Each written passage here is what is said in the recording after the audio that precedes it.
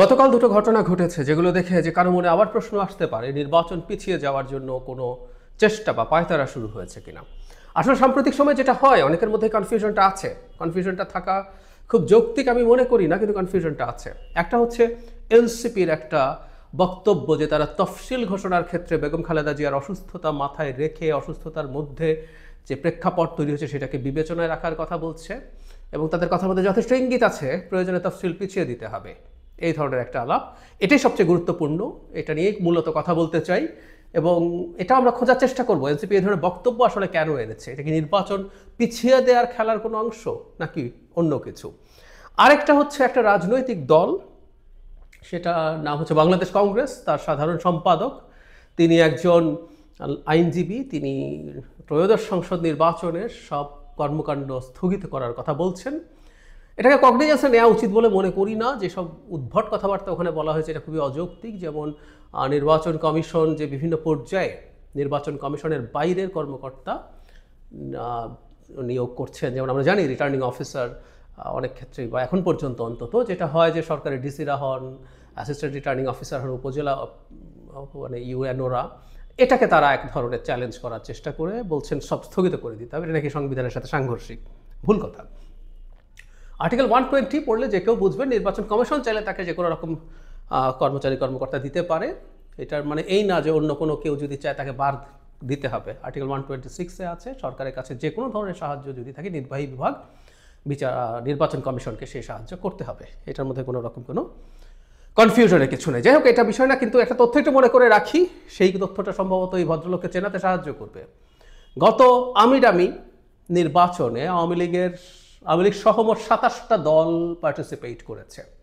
এই 27টা দলের মধ্যে একটা এই বাংলাদেশ কংগ্রেস। তাহলে আমার মনে হয় বুঝতে পারি যে এসব লোকজনের আসলে কি ইচ্ছে, মানে এই বাংলাদেশে বসে তারা এগুলো করছেন, আমাদের মনে রাখতে হবে। যাই হোক, মূল আলোচনাটাই আসে, এটাই সবচেয়ে গুরুত্বপূর্ণ। এনসিপি গতকাল নির্বাচন কমিশনের সাথে দেখা করেছে। দেখা করে বেরিয়ে তারা কিছু কথাবার্তা বলেছেন। এটা কনফিউজিং বলা যেতে পারে। নাসিরউদ্দিন পাটোয়ারি বলছেন, রাজনৈতিক স্থিতিশীলতা আসার পর তফসিল ঘোষণা করলে তখন কাজটা অনেক সহজ হবে। গণতন্ত্রের আপসহীন নেত্রী বেগম খালেদা জিয়া অসুস্থ, ফলে দেশের রাজনৈতিক অঙ্গনে সংকটময় পরিস্থিতি বিরাজ করছে। সংকটগুলো উত্তরণ করে সুন্দরভাবে তফসিল দেওয়ার জন্য তারা নির্বাচন কমিশনকে বলেছেন। তারপর তাকে জিজ্ঞেস করেছেন নিশ্চিতভাবেই, এটা যৌক্তিকভাবেই, যে তারা নির্বাচনের তফসিল পেছাতে চান কিনা। তিনি আবার বলছেন, না, আমরা কেন তফসিল পেছাতে চাইবো, আমরা বলতেছি যে সংকটগুলো সমাধান করে তফসিলটা দেওয়ার জন্য। তো সংকট যদি সমাধান না হয় তাহলে পেছাতে হবে। কথাটা এরকম, মানে কথার মারপ্যাচ আছে, কিন্তু এনসিপির কথার মধ্যে ইঙ্গিত আছে তারা প্রয়োজনে তফসিল পেছাতে বলছেন। নাহিদ ইসলাম বলেন, তফসিল দেওয়ার সময় যাতে রাজনৈতিক স্থিতিশীলতা থাকে এবং প্রতিটা দলেরই যাতে নির্বাচনী যাত্রা শুরু করার একটা পরিবেশ থাকে তাদের দলের ভেতরে, এবং সার্বিক রাজনৈতিক সেই পরিবেশটা যাতে থাকে, সে সময়টা যদি তফসিল দেওয়া হয় তাহলে এটা নির্বাচন কমিশন ও সব রাজনৈতিক দলের জন্য উপকারী হবে। তিনি আরও বলেন, তফসিল দেওয়ার সময়টা রাজনৈতিক পরিবেশ বিবেচনায় রাখতে আহ্বান জানা হয়েছে, সেটা যে কোনো দিন হতে পারে। এই সপ্তাহে দিতে চাইছে, সেটার জন্য কি বলছেন, ওই একই রকম ব্যাপার। সেটা হচ্ছে প্রবাসীদের ব্যালট পেপারের জন্য এটা তাড়াহুড়া করছে বলছে। আবারও বলছেন তিনি পাটোয়ারি যে তারা বলছেন সংকটকে বিবেচনায় রাখার জন্য। আমরা যদি প্রচুর ঘোলাটে কথাবার্তা আছে, কিন্তু মূল কথা যদি বলি এর মধ্যে খুব ক্লিয়ার ইঙ্গিত আছে। তারা চান প্রয়োজনে নির্বাচনের তফসিল পিছিয়ে যাবে। বেগম খালেদা জিয়ার শারীরিক অসুস্থতাকে কেন্দ্র করে যে সংকট, রাজনৈতিক সংকট বলছেন তৈরি হয়েছে, সেটা বিবেচনায় রাখতে। আচ্ছা, আমরা প্রথমে এটা বোঝার চেষ্টা করি, বেগম খালেদা জিয়ার শারীরিক অবস্থাকে কেন্দ্র করে কি কোনো রাজনৈতিক সংকট তৈরি হয়েছে? কোনো রকম সংকট আছে? আমরা খুব খারাপ সম্ভাবনা ধরে যদি আলোচনাটা করি সুবিধা হবে। আমরা ধরলাম উনির অবস্থা তো খুবই খারাপ, উনি চলে গেলেন আমাদের ছেড়ে। তো সেই পরিস্থিতিতেও কি নির্বাচনের তফসিল পিছিয়ে দেওয়ার মতো কোনো ঘটনা এটা হবে আসলে? বেগম খালেদা জিয়া আমাদের অত্যন্ত শ্রদ্ধার একজন মানুষ। আমরা প্রায় বলছি, অনেকেই বলছি যে তিনি ওনার দলের গণ্ডি পেরিয়ে একটা খুবই গুরুত্বপূর্ণ জাতীয় নেতায় পরিণত হয়েছেন, আমাদের অভিভাবকের আসনে গেছেন। এটা খুবই দুঃখের ব্যাপার, খুবই কষ্টের ব্যাপার। কিন্তু বেগম খালেদা জিয়া তার দলের কাগজে কলমে চেয়ারপারসন থাকলেও তিনি আসলে এই দায়িত্ব পালন করছেন না বহুদিন। শেখ হাসিনার সময় যখন তিনি খানিকটা কেপেবলও ছিলেন, তার একটা বিরাট অংশ তিনি জেলে ছিলেন। পরবর্তীতে তার শারীরিক অবস্থা এমনটাই হয়েছে, শেখ হাসিনার সময় তিনি কাগজে কলমে বাইরে থাকলেও সেটা পুরোপুরি মুক্ত না। আর পরে তার শারীরিক অবস্থা 5 আগস্ট পরবর্তী সময়ে এতটাই খারাপ ছিল, তিনি আসলে চাইলেও পারেননি কোনোভাবেই এই দায়িত্ব পালন করার জন্য। দলটির ডিফ্যাক্টো চেয়ারপারসন আসলে জনাব তারেক রহমান বহু বছর থেকে তিনি এই দায়িত্ব পালন করছেন। সুতরাং বেগম খালেদা জিয়া যদি আমাদের ছেড়ে চলেও যান, এটা এমন কোনো সংকট তৈরি করতে যাচ্ছে না যেটা রাজনীতিতে সমস্যা তৈরি করবে। তার চাইতে বড় কথা হচ্ছে এই, যদি সেটা হয়ও, এটা সমস্যা যদি কারো তৈরি করে, সেটা হচ্ছে বিএনপির সমস্যা তৈরি করবে। বিএনপি কি নির্বাচনের তফসিল পেছানো চাইবে? আমি মনে করি কোনোভাবেই চাইবে না। বিএনপি চাইবে এই নির্বাচনটা যেই শিডিউলের মতো বলা হচ্ছে তার মধ্যেই হতে হবে, কারণ এটা পেছানো মানেই হচ্ছে ঈদের পর নির্বাচন চলে যাওয়া এবং সেটা খুবই আনসার্টেন হয়ে যাবে। সুতরাং এনসিপির এই আলোচনাটা দেখে যে কেউ আমরা বুঝতে পারি খুবই অযৌক্তিক কথা তারা বলছেন, কিন্তু বলছেন। রাজনীতিতে মাঝে মাঝে মানুষ অযৌক্তিক কথাও বলেন, তারা আসলে কোনো একটা কারণে, আমরা আসলে ওই কারণটা খুঁজতে চাই। এনসিপি কেন তাহলে এই কথা বলছে? আবারও বলছি, ইললজিক্যাল, যে কেউ এটা বুঝতে পারবে, কিন্তু এই কথাটা বলছেন আমি ধারণা করি এনসিপি বিএনপিকে চাপ দিতে চাইছে। এখন প্রশ্ন, কেন চাপ দিতে চাইছে?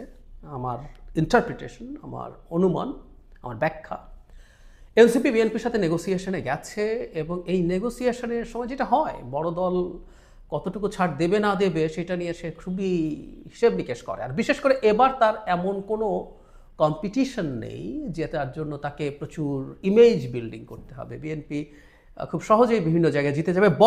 বরং আমি আবারও বলছি, বিএনপি যেসব সিট ছাড়বে সেই সিট অনেকগুলোতেই পরাজিত হওয়ার সম্ভাবনা থাকবে যদি আরপিওর ওই আইনটা বা বিধিটা চেঞ্জ না করা হয়। যে আগে যেমন জোটের যে কারো মার্কা নিয়ে যে কেউ নির্বাচন করতে পারতো, অর্থাৎ বিএনপির জোটের লোকজন ধানের শীষ নিয়ে নির্বাচন করতে পারতো, এবার যদি আরপিও আবার সংশোধিত না হয় তাহলে সেটা পারবে না।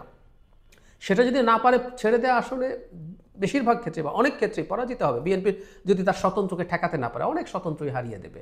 আর ওই নিয়ম আসলেও এনসিপি সম্ভবত ধানের শীষ নিয়ে নির্বাচন করবে না, জোটে গেলেও শাপলাকলি নিয়ে করবে।